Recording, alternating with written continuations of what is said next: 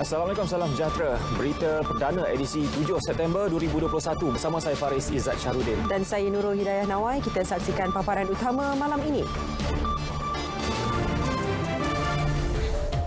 Aktiviti industri kreatif dibenarkan mulai 9 September.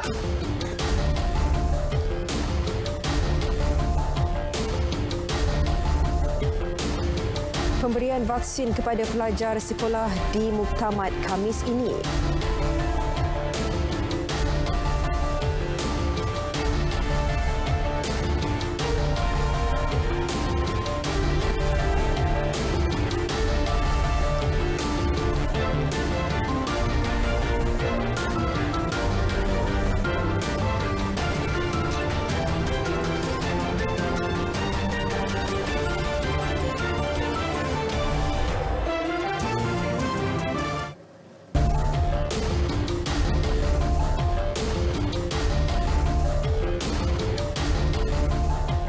Mulai Khamis ini, semua penggiat industri kreatif yang telah lengkap 2 dos vaksin dibenar menjalani aktiviti masing-masing di negeri-negeri yang berada dalam fasa 1 PPN. Kenyataan Perdana Menteri Datuk Seri Ismail Sabri Yaakob mengakui keputusan itu adalah antara usaha berterusan kerajaan bagi merangsang kelangsungan ekonomi penggiat seni dan industri kreatif.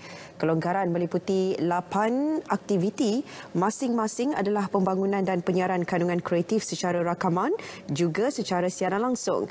Penyiaran secara rakaman siaran langsung di studio turut dibenar dengan kehadiran 30% kapasiti penonton lengkap vaksinasi. Penggambaran industri kreatif dalam dan luar studio dibenar bagi individu lengkap vaksin COVID-19. Indoor basking dan persembahan di lounge hotel dibenar bagi individu lengkap vaksin. Aktiviti panggung wayang juga dibenar dengan kapasiti 50% individu lengkap vaksinasi di Dewan Tayangan. Pameran seni dibenar secara janji temu dengan kapasiti 30% pengunjung lengkap vaksinasi. Persembahan langsung termasuk teater, muzik dan komedi dibenar dengan kapasiti 30% penonton lengkap vaksin COVID-19. Keputusan mengenai pemberian suntikan vaksin COVID-19 kepada pelajar sekolah bakal dimuktamadkan pada mesyuarat penyelarasan melibatkan Kementerian Kesihatan dan Kementerian Pendidikan Khamis ini. Menteri Kesihatan Khairi Jamaluddin berkata sebaik keputusan mengenai perkara itu dibuat, ia akan dibawa kepada Majlis Keselamatan Negara MKN untuk tindakan seterusnya. Ya, selain suntikan vaksin kepada pelajar sekolah, beliau memberitahu terdapat cadangan lain berkenaan pendidikan dan kesihatan ketika menghadapi cabaran COVID-19 yang akan dibincangkan pada mesyuarat itu. Beliau terdahulu meninjau program outreach suntikan vaksin COVID-19 kepada penduduk di Pulau Larapan dekat Semporna, Sabah.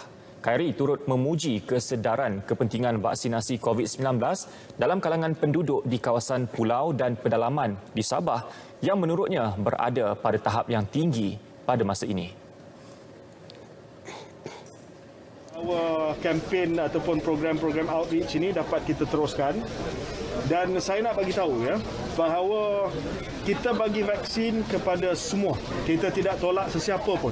Yang paling penting adalah soal kesihatan awal. Kita jangan soal banyak sangat dia daripada mana asal, daripada mana.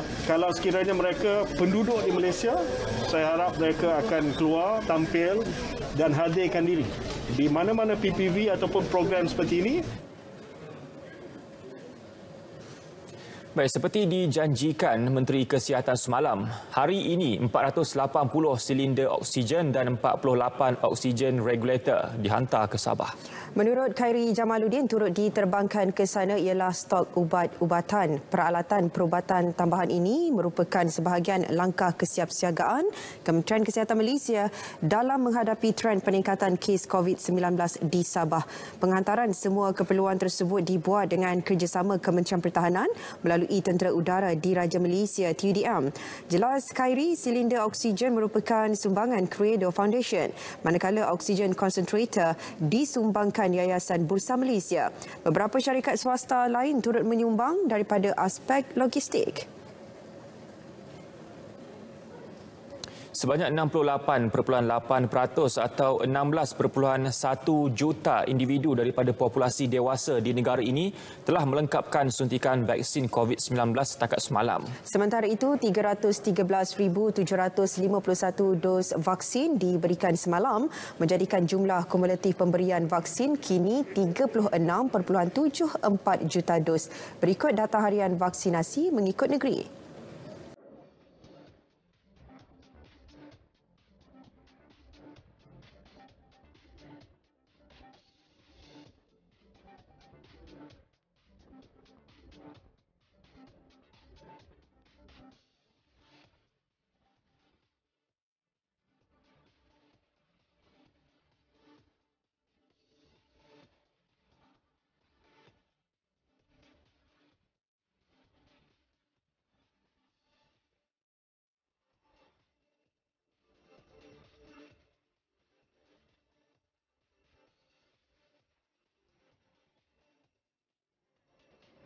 Sehingga 3 September lalu, 11,233 orang kurang upaya OKU telah menerima suntikan vaksin di 279 pusat penjagaan seluruh negara.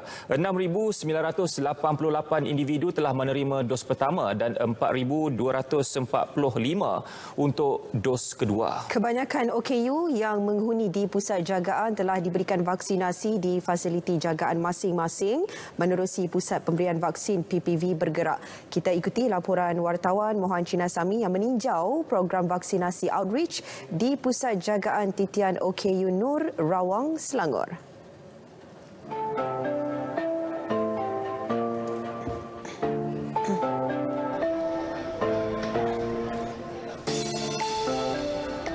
Pusat jagaan ini dihuni 99 OKU menerima suntikan vaksin buat kali kedua menerusi projek bantuan vaksinasi COVID-19 dengan kerjasama Pejabat Kesihatan Daerah Gombak.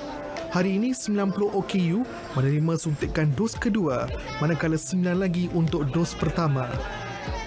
Harap orang ramai kena datang ambil vaksin ni. Itu semua kabar angin saja. Kan? Untuk kesihatan kita lebih baik ambil vaksin lah. Jangan dengar kabar angin. Benda ni untuk kesihatan kita. Kata lindung diri, lindung semua. Jangan dengar. Kebanyakannya 80% saja vaksin bagus. Jadi macam ambil lah vaksin? Ya, saya ambil. Dah 2 dos lah? Dah 2 dos. Menurut pengasas Pusat Jagaan Titian OKU Nur Normah Adlan, pihaknya sentiasa menggalakkan penghuni divaksinasi bagi mengelak sebarang risiko jangkitan. Ada yang waris-waris yang tak setujulah kerana diorang fikir infek akan selepas vaksin lah. Tapi bila memang kita galakkan lah untuk diorang terima vaksin dalam keadaan yang diorang tu memang tak sihat dan gejalanya kemungkinan jangkitan tu mudah diorang dapatlah. Jadi akhirnya diorang setujulah untuk divaksin. Ketua Penolong Pengarah Kanan Pakar Perubatan Kesihatan Awam Kementerian Kesihatan Dr. Salimah Osman pula menegaskan golongan OKU wajib menerima vaksin atas faktor kondisi tahap kesihatan penghuni selain persekitaran pusat jagaan. Penghuni OKU, penghuni orang kurang upaya dan penjaga di institusi-institusi jagaan OKU berkediaman perlu diberi vaksinasi bagi pencegahan penularan COVID-19. Sebagaimana kita tahu, mungkin penularan akan berlaku di kawasan institusi kerana tempat yang kurang kondusif, tempat yang mungkin sesak, tempat yang mungkin pengudaraan yang kurang baik. Bagi mengelak risiko kesan sampingan vaksin, pemantauan selama 3 hari akan dilakukan oleh penyelia pusat penjagaan. Dengan adanya PPV bergerak, golongan kurang upaya diberikan suntikan vaksin kerana keupayaan mereka yang mempunyai limitasi. PPV bergerak ini juga bergerak ke semua lokasi-lokasi atau kawasan yang mempunyai rumah-rumah penghuni penjagaan OKU. Dengan program ini ataupun dengan cara ini, kadar kebolehjangkitan COVID-19 di kalangan rakyat Malaysia dapat dikurangkan. Walaupun terdapat waris keluarga yang tidak setuju dengan pemberian vaksin ini, namun dengan taklimat yang telah diberikan oleh pihak Kementerian Kesihatan, maka mereka bersetuju dan mereka menerima suntikan vaksin berkenaan. Muhammad Cinasami, Berita RTM.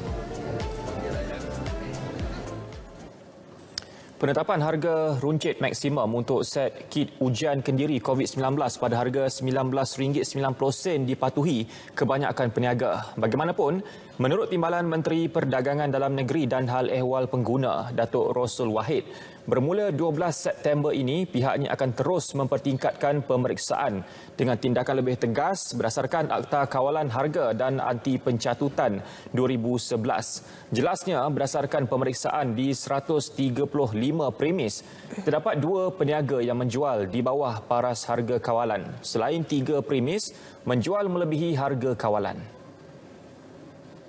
Peniaga-peniaga itu ni amat berdisiplin, berhemah dan mematuhi apa yang diarahkan oleh kerajaan. Kerana untuk makluman, apa saja yang kita nak buat tu, kita mengadakan advokasi untuk nak tengok berapa dia dapat daripada luar harga, kemudian berapa ia bagi kepada pemborong, kemudian berapa harga peruncit. Mana itu ada datang dengan kita. Sebab itu kita hadkan. Beliau mengulas perkara itu selepas melancarkan program bantuan kepada mangsa banjir di Yan Kedah, anjuran Persatuan Pakatan Pemandu Berhemah Malaysia di Rawang, Selangor. Baik, jumlah kes baharu COVID-19 hari ini ialah 18,547 kes. Sarawak dengan kes tertinggi 3,200 kes. Daripada jumlah itu, 18,239 kes dalam kategori 1 dan 2 dengan 8,088 individu atau 44.4% tiada vaksinasi. 308 kes pula dalam kategori 3, 4 dan 5 dengan 168 individu tiada vaksinasi. Berikut pecahan pesakit mengikut kategori diikuti statistik harian COVID-19 dalam negara.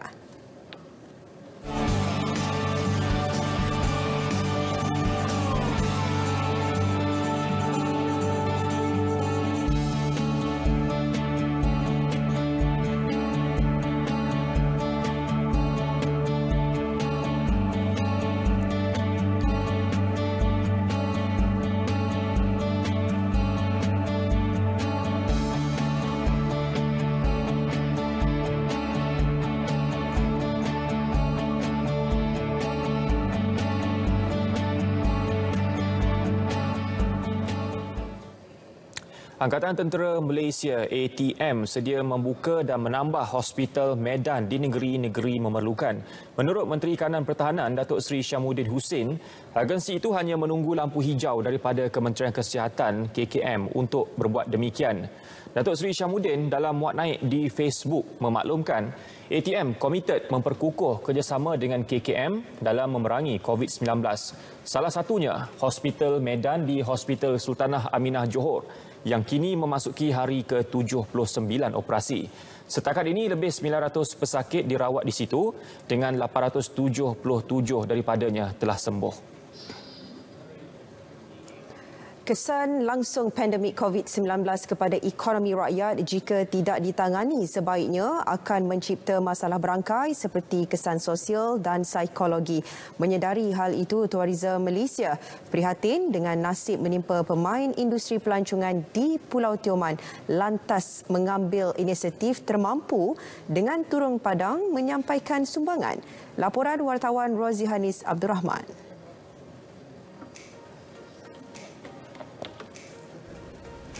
Hampir 2 tahun industri pelancongan di Pulau Tioman ini lumpuh berikutan penularan wabak COVID-19.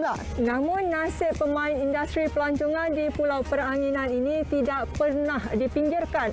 Sebaliknya, pelbagai pihak tampil untuk menghulurkan sumbangan termasuklah Tourism Malaysia bagi meringankan beban mereka yang terlibat. Hanya ungkapan terima kasih mampu dizahirkan pengusaha chalet Abdul Hafaz A. Hamid apabila menerima sumbangan bakul makanan.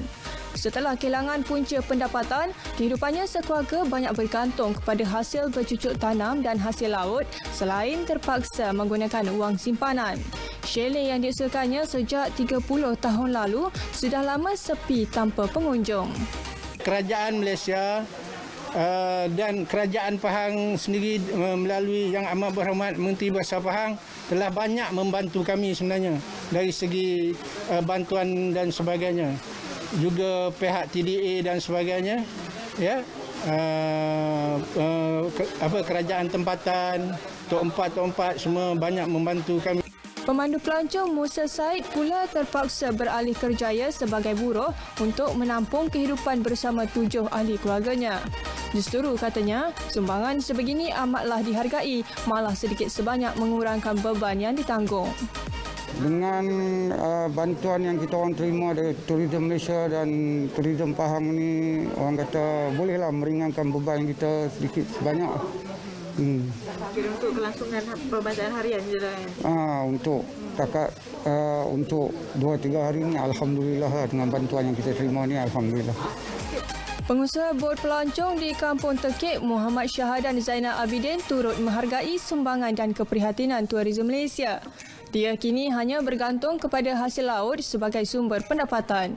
Bantuan ni sikit sebanyak tu dapat membantu jugalah, walaupun orang kata kalau nak ikutkan tak sepenuhnya lah, tapi alhamdulillah terima kasih pada Tourism Pahang bagi sikit bantuan pada kami penduduk. Pengarah kanan bahagian domestik dan acara Tourism Malaysia, Iskandar Mirza Muhammad Yusof memaklumkan 187 pemain industri pelancongan di pulau ini menerima bantuan prihatin Pahang daripada Tourism Pahang. Manakala 300 pemain pelancongan lagi menerima manfaat bakul makanan oleh Tourism Malaysia. Sebab kita siap maklum, Pulau Tioman ni adalah salah satu pulau yang menjadi tarikan pelancong, ya, di pantai timur ni. Bukan sahaja pelancongan domestik tapi juga antarabangsa, ya. Jadi khasnya mereka memang dapat ramai pengunjung daripada negeri juga. Jadi pandemik ini telah menjejaskan ekonomi mereka dah hampir 2 tahun, ya. Jadi sikit sebanyak ini diharap sumbangan ikhlas daripada Kementerian Pelancongan Seni Budaya ini untuk membantu mereka dalam keadaan semasa begini. Program ini merupakan kesinambungan program sama di Pulau Langkawi Kedah dan Pulau Pangkur Perak. Rozihanis Abdul Rahman, Berita RTM. Suruhanjaya Pilihan Raya SPR diarah siap sedia melaksanakan undi 18 sebelum hujung tahun. Setakat ini, kerajaan belum memutuskan untuk mengemukakan rayuan berhubung ketetapan Mahkamah Tinggi Kuching baru-baru ini. Meminta pihak SPR untuk melaksanakan apa saja yang perlu berlandaskan kuasa yang ada di bawah SPR mengikut apa yang disebut oleh Hakim dalam Mahkamah Tinggi di Sarawak untuk melaksanakannya. Walaupun ramai banyak lagi undang-undang yang perlu diluluskan Parlimen, tetapi dalam SPR punya tu ada kuasa-kuasa tertentu untuk melaksanakannya. Laksanakan tu dulu. Tetapi walaupun data pasal umur, pasal orang gila, pasal orang bankrupt, pasal orang ni belum lagi dapat dihalusi. Jadi kita laksana mengikut apa mahkamah itu. Isu mengenai rayuan keputusan mahkamah berhubung perkara itu akan dibincangkan Pejabat Peguam Negara dan Kabinet. Jumaat lalu, Mahkamah Tinggi Kuching memerintahkan SPR dan kerajaan melaksanakan undi 18 menjelang 31 Disember.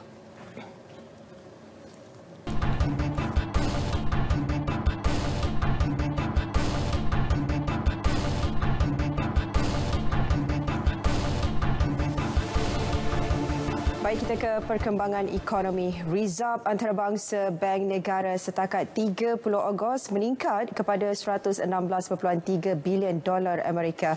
Paras Rizab lebih tinggi itu mencerminkan peruntukan tambahan hak pengeluaran khas SDR kepada Malaysia berjumlah 3.5 bilion. Bank Negara dalam kenyataannya memaklumkan ia bertambah berbanding $111.3 bilion pada 13 Ogos lalu. Jumlah SDR itu bersamaan $5 bilion Amerika, sama yang digariskan tabung kewangan antarabangsa IMF. Peruntukan SDR akan menyediakan mudah tunai tambahan kepada sistem kewangan global, memperkukuh Rizab, meningkatkan keyakinan serta memperkuat daya tahan ekonomi dunia. Paras Rizab berkenaan memadai untuk membiayai 8.3 bulan import tertangguh dan 1.3 kali jumlah hutang luar negeri jangka pendek.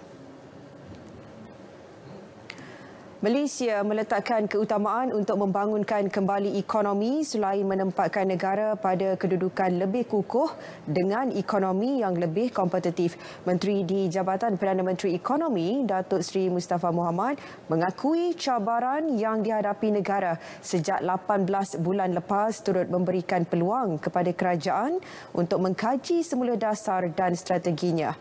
Beliau juga menyenaraikan beberapa keutamaan kerajaan dalam tempoh 10 tahun akan datang, termasuk meningkatkan pendapatan, menghapuskan kemiskinan mutlak dan mengurangkan jurang pembangunan antara negeri dan wilayah, serta memastikan pertumbuhan berkualiti yang mampan, iaitu pertumbuhan tanpa menjejaskan persekitaran.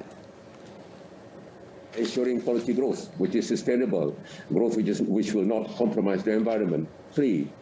Creating a policy environment that is conducive to private sector growth, investors, both foreign and local. 4. Growth and development which is inclusive and which will result in more unity and cohesion in the context of Keluarga Malaysia. And 5. Ensuring that the government mission delivery, ensuring that the government delivery mechanism is enhanced to meet our developmental goals. Beliau berkata demikian secara maya dalam webinar rancangan Malaysia ke-12 Membangunkan Negara dalam semangat Keluarga Malaysia. Kerajaan juga kekal komited untuk memastikan dasarnya sentiasa mengambil kira keperluan memelihara kekayaan kepelbagaian bayu negara demi kepentingan generasi akan datang. Terdapat lebih 1 juta kekosongan jawatan melibatkan 21 sektor di portal pekerjaan nasional My Future Jobs. Menteri Sumber Manusia Datuk Seri M. Saravanan berkata, setakat ini lebih 560,000 pencari kerja aktif telah berdaftar di bawah portal berkenaan. Various reasons. As of August 2021, the job loss figure stood at 40,680 cases with an average of 5,811 cases of loss of employment per month. A total of 564,830 active job seekers have registered on this portal, with 196,471 successful placements have taken place.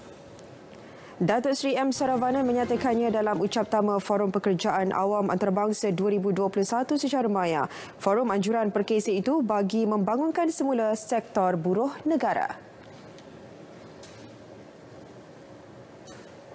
Baik, peperiksaan ujian penilaian kelas KAFA UPKK 2021 bagi subjek bertulis ditangguhkan ke 15 hingga 18 November depan. Peperiksaan itu sebelum ini dijadualkan pada 4 hingga 7 Oktober.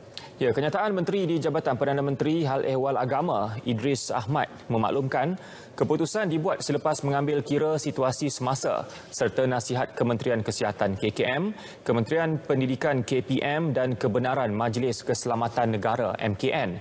Jabatan Kemajuan Islam Malaysia JAKIM dengan kerjasama semua agensi juga telah menyediakan pelan tindakan demi memastikan UPKK dapat dilaksanakan dan berjalan lancar.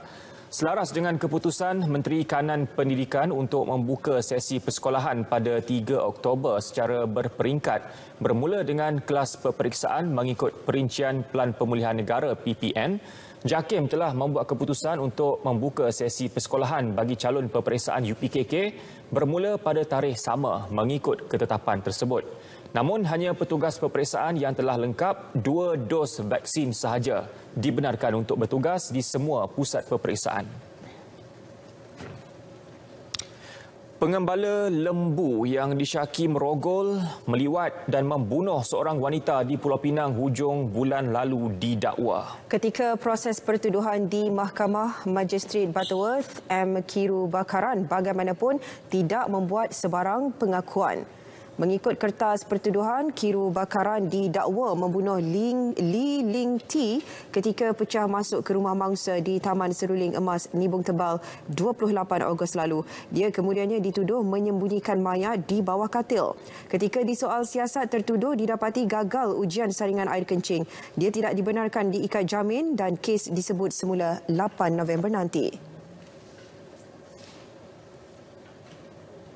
Pemandu lori yang merempuh 5 kenderaan dalam kemalangan jalan raya di Ibu Negara semalam direman 4 hari. Menurut Ketua Jabatan Siasatan dan Penguatkuasaan Trafik Kuala Lumpur, ACP Sarifuddin Muhammad Saleh, perintah itu berkuat kuasa hari ini.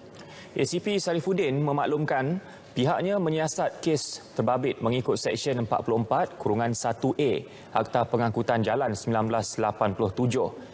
Dalam insiden di persimpangan lampu isyarat itu, lori yang dipandu suspek merempuh beberapa buah kereta. Impak pelanggaran menyebabkan pemandu salah sebuah kereta turut terperangkap.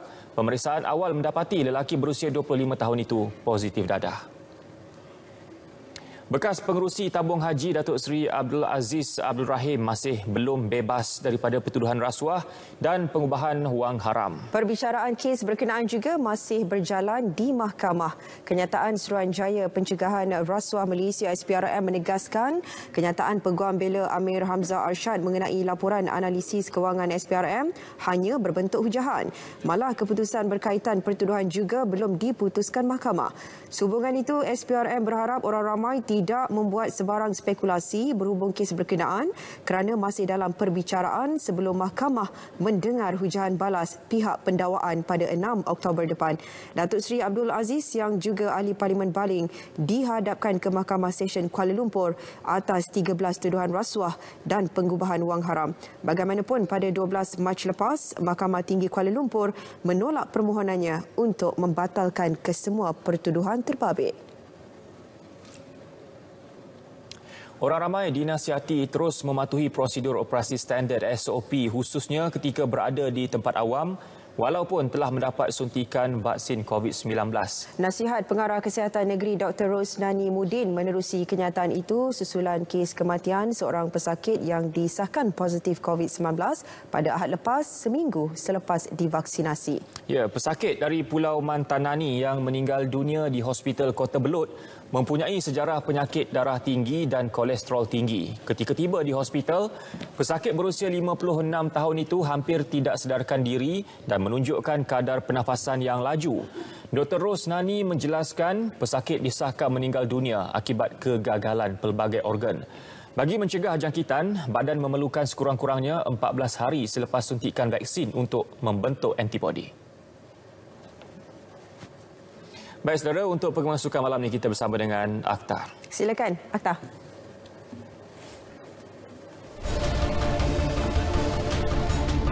Postmortem Tokyo 2020 bakal bermula.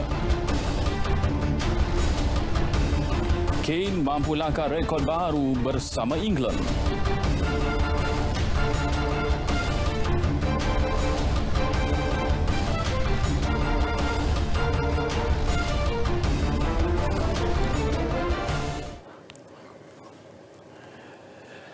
Assalamualaikum.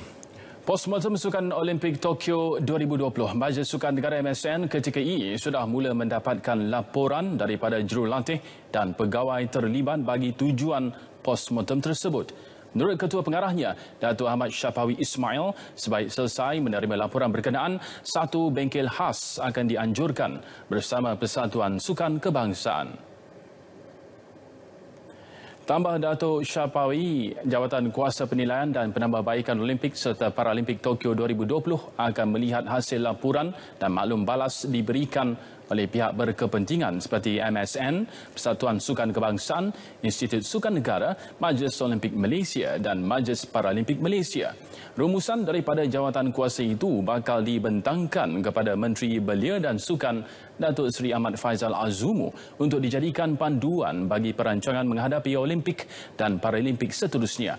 Semalam, Datuk Seri Ahmad Faizal mengumumkan pihaknya akan memulakan program khas Olimpik dan Paralimpik daripada hasil dapatan kajian Jawatan Kuasa Penambahbaikan Program Podium bagi Sukan Olimpik dan Paralimpik akan datang di Paris 2024, Los Angeles 2028 dan Brisbane 2032.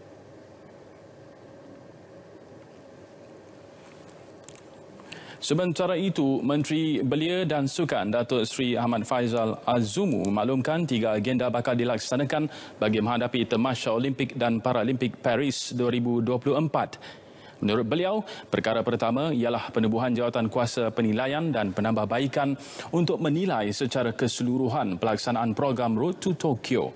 Bagi agenda kedua pula ialah memulakan program khas Olimpik dan Paralimpik daripada hasil dapatan jawatan kuasa tersebut. Dan terakhir, beliau mahu melihat penglibatan persatuan sukan yang lebih berkesan bagi mengukuhkan proses pencarian bakat di setiap peringkat kejohanan. Pada Sukan Olimpik Tokyo 2020, kontijen negara membawa pulang 1 pingat perak dan 1 pingat gangsa, manakala bagi kejohanan Paralimpik pada Tamasya Paralimpik Tokyo 2020, Malaysia meraih 3 emas dan 2 perak. Universiti Pendidikan Sultan Idris Subsi menyerahkan surat tawaran beasiswa melanjutkan pengajian kepada jago berbasikal trek negara Datuk Muhammad Azizul Hasni Awang. Dalam satu sesi ringkas yang diadakan di kampus Sultan Azlan Shah, Naib Chancellor UPSI, Profesor Datuk Dr. Mat Amin Mat Tauf turut menyampaikan surat tawaran jawatan pensyarah universiti kepada jago berbasikal trek negara itu. Menerusi satu kenyataan, Profesor Datuk Dr. Mat Amin berkata tawaran berkenaan adalah penghargaan pihak UPSI atas pencapaian cemerlang Datuk Muhammad Azizul Hasni di peringkat antarabangsa. Pemenang pingat perak Olimpik Tokyo 2020 itu menerima tawaran melanjutkan pengajian pasca siswazah dengan tajaan beasiswa Bitar pasca siswazah peringkat sarjana selama 2 tahun bernilai RM42,000 atau doktor falsafah selama 3 tahun bernilai lebih RM100,000. Tambah Profesor Datuk Dr. Mat Amin, penawaran insentif kecemerlangan itu ditawarkan secara terbuka bermula 1 September 2021 hingga 31 Disember 2024. Meskipun rindu kerana lama tidak berjumpa keluarga, pemenang pingat emas Sukan Paralimpik Tokyo 2020, Abdul Latif Romli tidak akan pulang terus ke rumahnya di Berseri Perlis. Ini kerana beliau mahu membolehkan dirinya menjalani sesi pemulihan kecederaan yang dialaminya sebaik tamat tempoh kuarantin. Latif yang mempertahankan kilauan emas di Rio 2016 dalam acara lompat jauh lelaki T20 berkata dia mungkin hanya dapat pulang ke kampung bulan depan.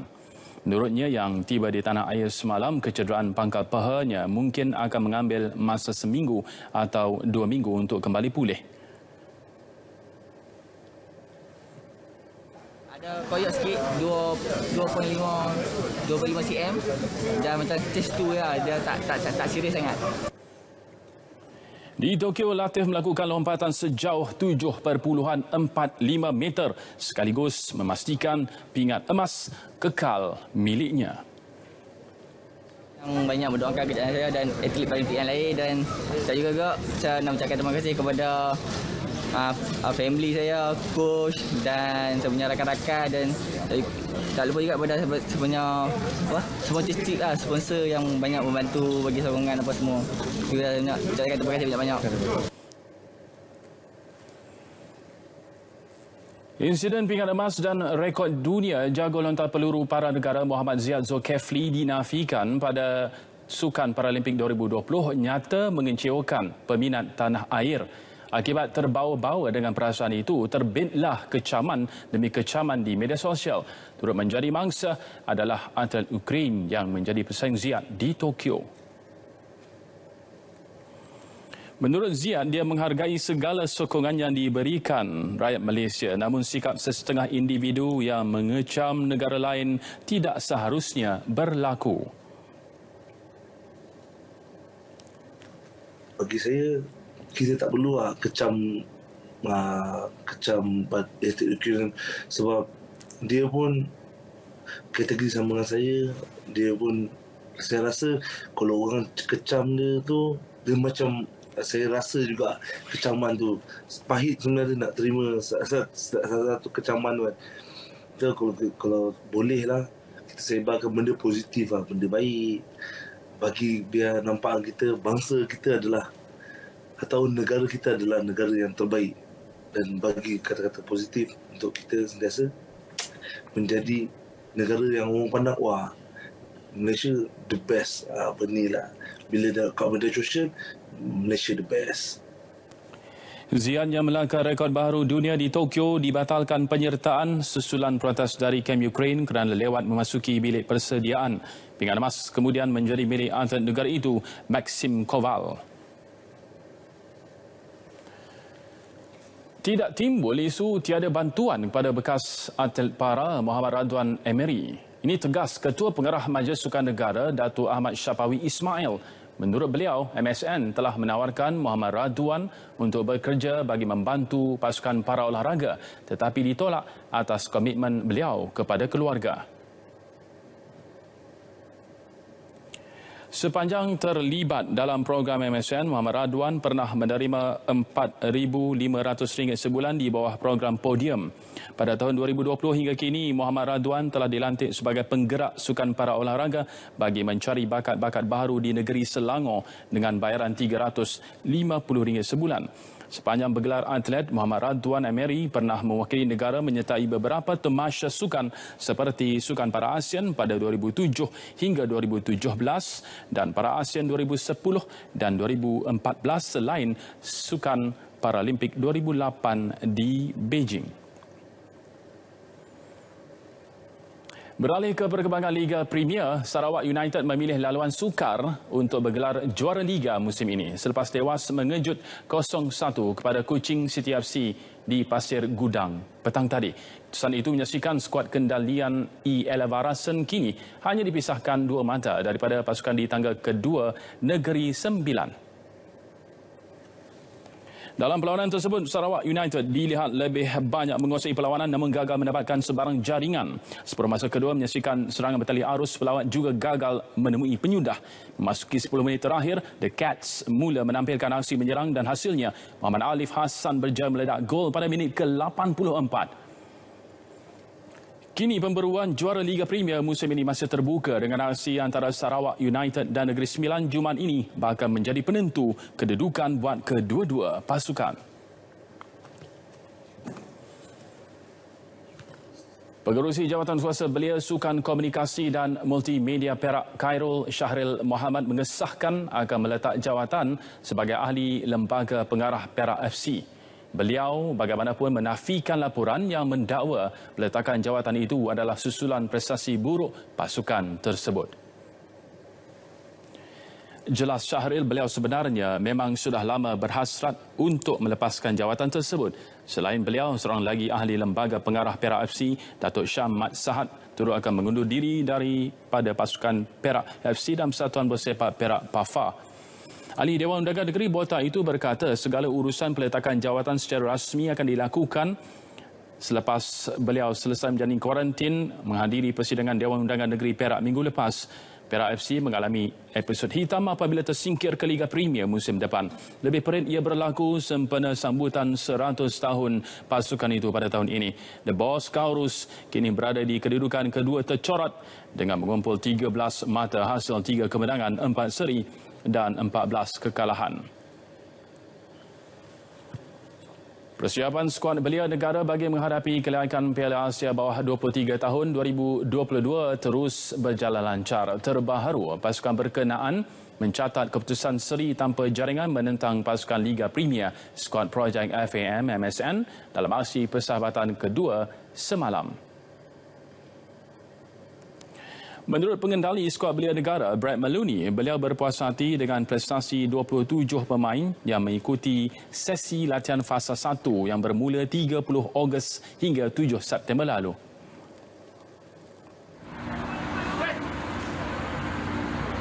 positives to come out of it. You know, some of the players that we haven't worked with before have shown a lot of promise and really eager to be in the final phase call-up. So that gives us something to think about.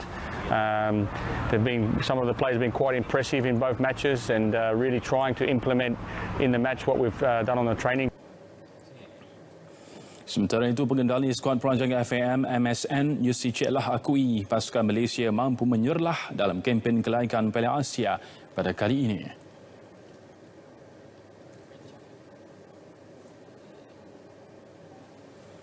Bagi saya, setiap pemain yang berada di atas padang tadi mempunyai kualiti yang tersendiri, yang mana untuk usia yang 20 tahun ni, bagi saya ini adalah kelompok yang terbaik yang Coach Brad ada. Skuad bimbingan jurulatih Brad Maloney akan membuka tirai saingan kumpulan yang bakal berlangsung di Mongolia bertemu Laos pada 27 Oktober sebelum menentang pasukan tuan rumah dan Thailand masing-masing pada 29 dan 31 Oktober ini.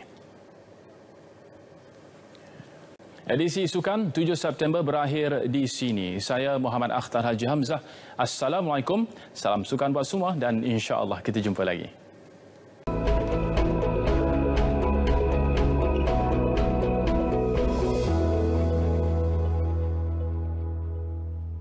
Assalamualaikum dan salam sejahtera.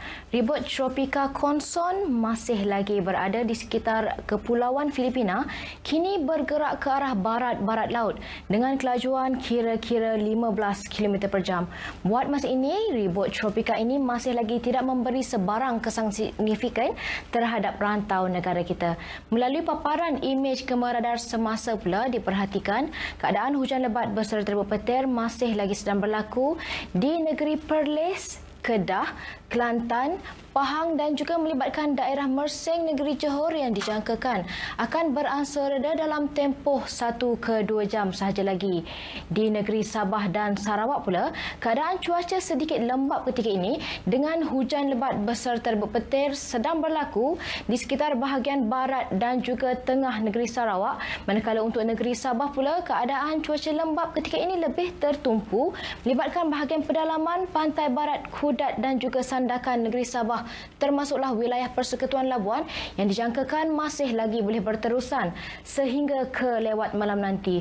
Untuk anda yang ingin mengetahui tentang keadaan cuaca pada pagi esok pula, Jabatan Meteorologi Malaysia masih lagi menjangkakan keadaan cuaca cerah untuk kesemua negeri di semenanjung Malaysia dan juga melibatkan negeri Sabah pada pagi esok. Walau bagaimanapun, untuk negeri Sarawak, keadaan hujan lebat masih lagi berpotensi untuk berlaku melibatkan bahagian tengah negeri Sarawak pada pagi esok. Baik, ini sahaja ramalan cuaca yang dapat saya kongsikan pada malam ini. Untuk mendapatkan maklumat cuaca yang lebih terperinci, anda boleh layari laman sesawang kami di www.met.gov.my atau menerusi laman sosial media kami seperti yang telah tertera di sini. Sekian dahulu dari Jabatan Meteorologi Malaysia. Saya Atikah Marziah. Assalamualaikum dan salam sejahtera.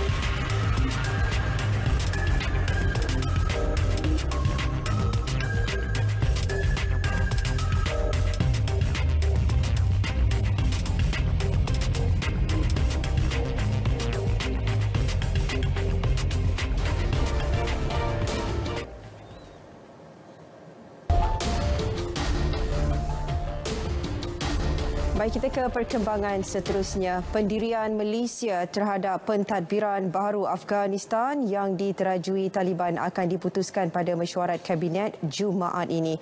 Menteri Luar Datuk Saifuddin Abdullah memaklumkan ketika ini wakil negara di New Delhi, India dan Islamabad, Pakistan sedang memantau perkembangan di Kabul bagi mendapatkan maklumat yang tepat.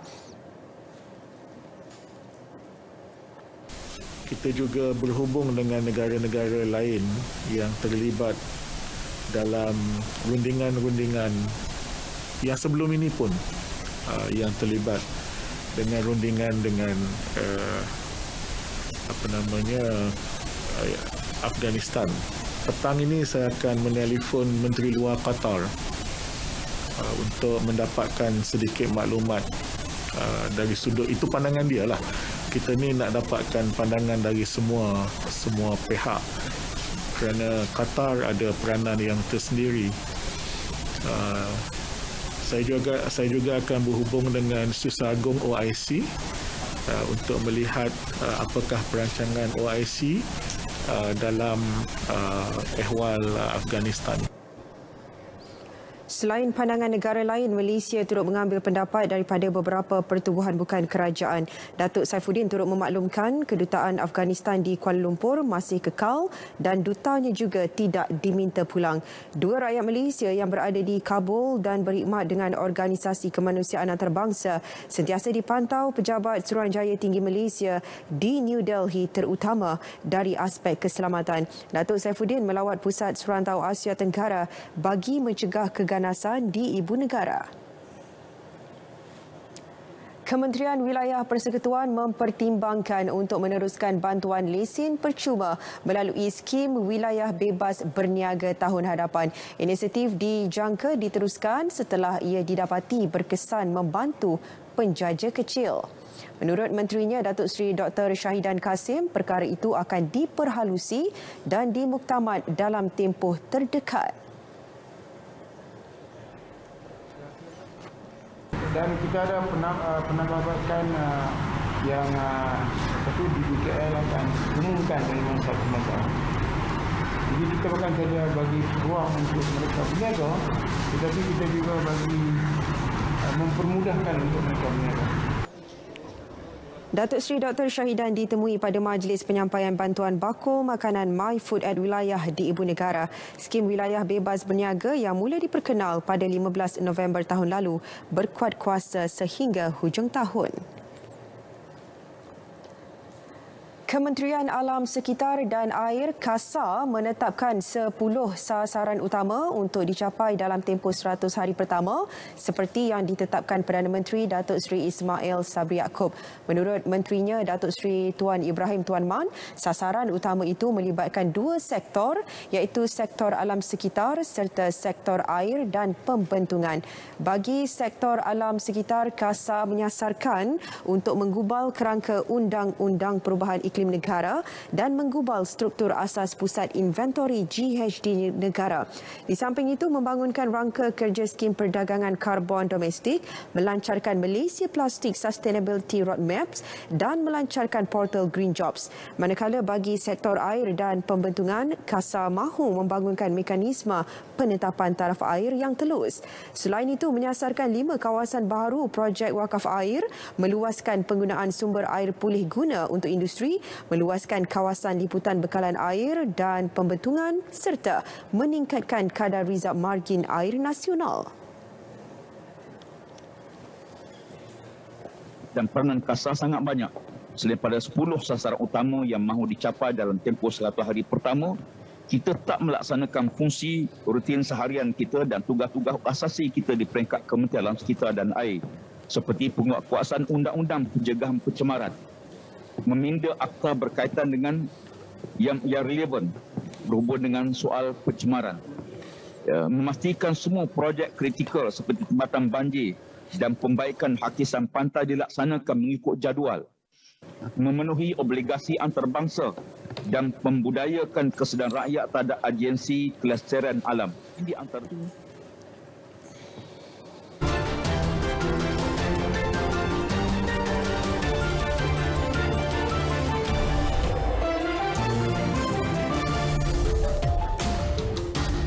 Indonesia tampil dengan inovasi baharu bagi mengawal penggunaan plastik. Menariknya, rekaan plastik berkonsepkan mesra alam ini diperbuat daripada ubi kayu. Plastik biodegradasi ini merupakan inovasi Kevin Kumala yang berkelulusan perniagaan dan biologi. Selain keunikan dari segi bahan iaitu ubi kayu, bioplastik ini juga boleh larut dalam air. Video tular ini mendapat 13 juta tontonan di laman Twitter. Kaedah perniagaan yang unik membuatkan seorang pekerja kedai serba nikah tular di laman TikTok. Ahmad Alwan popular di media sosial selepas menganjurkan pertandingan menjawab soalan matematik kepada pelanggan jika mahu mendapatkan makanan secara percuma. Sekiranya pelanggan tersebut berjaya, hadiah tersebut boleh diambil ataupun mengambil mana-mana makanan atau snack dalam masa 5 saat tanpa bayaran. Ada juga mereka yang bertuah tidak dikenakan tempoh masa. Pernahkah anda temui buah-buahan yang saiznya adalah lebih besar daripada biasa? Di Australia, sebiji buah lemon gergasi yang saiznya hampir sama dengan saiz lengan manusia telah dihasilkan. Buah lemon yang beratnya 2.6 kilogram itu telah diberikan kepada seorang chef, Melissa Palingkas, oleh pasangan yang menanam pokok itu di kawasan rumah mereka. Melissa berkongsi foto buah lemon itu di Instagramnya yang mengundang perhatian netizen. Lemon tersebut merupakan lemon jenis Pendorosa yang berasal dari Amalfi, Itali.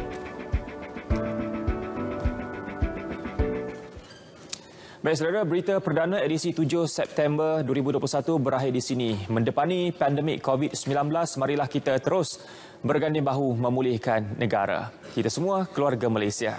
Terus kibarkan jalur gemilang, #Malaysia Prihatin, #Demi Negara, #Menang Bersama. Dengan itu, Assalamualaikum. Salam sejahtera, jumpa lagi.